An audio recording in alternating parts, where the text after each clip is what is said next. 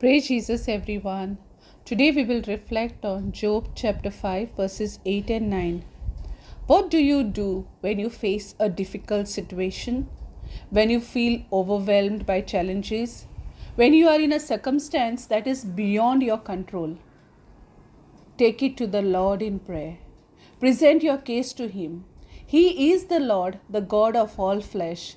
Is anything too hard for Him? Absolutely nothing. He is always with us. It is we who turn away from Him, often trying to rely on our own understanding without seeing any results. Now put this word into practice. Present your concerns to Him, for He does great things that are beyond our comprehension and performs countless miracles. He will guide your steps and you will experience great success. Amen.